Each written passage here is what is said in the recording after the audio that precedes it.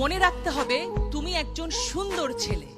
ছেলেরা যখন মেয়েদের পিছে দৌড়ায় দুইটা জিনিস হয়, হয় হিরো হয় নাহলে ভিলেন হয়। তুমি কি হতে চাও? হিরো। ভিলেন হতে চাইলে কি হবে জানো? পিছে পিছে দৌড়াবা, ওই যে পুলিশ এসপি সে ধরে নিয়ে আবার একটু পেদানি দিবে, মেয়েকেও পাবা না, মাইরও খাবা। ভাই ভালোই তো বাসছিলে, তুই কি দোষ করলা, তাই না? তার মানে দোষটা কোথায়? The way. তুমি রাস্তায় দাঁড়িয়ে শীষ বাজাবা কেন?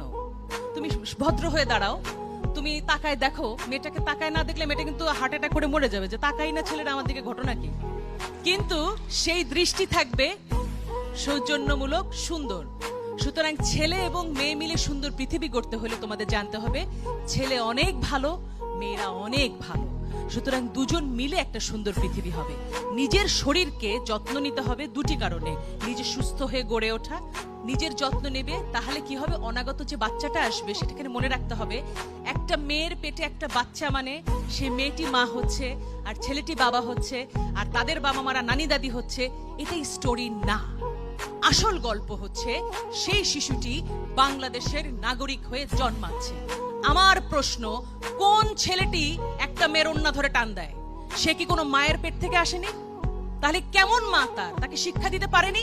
সেই মায়েরও আমি দোষ দেব যে তুমি যদি সন্তান পালন করতে না পারো, সন্তান তুমি নেবে না।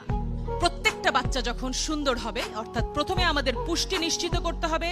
পুষ্টি নিশ্চিত করবার পরে কি হবে? আমাদের শারীরিক গঠন হবে, মানসিক গঠন হবে, লেখাপড়া শিখবো আমরা, আমাদের সন্তান যে আসবে সেও হবে সুস্বাস্থ্য বলিয়ান। আর বাংলাদেশ তখন কি হবে?